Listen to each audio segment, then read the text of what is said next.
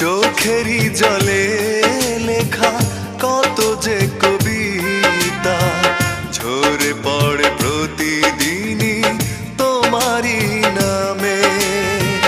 চোখেরই জলে লেখা কত যে কবিতা ঝরে পড়ে প্রতিদিনই তোমারই নামে। যেদিন চোখের জল শুকিয়ে যাবে মনে রেখো সেদিন আমার মরণ হবে।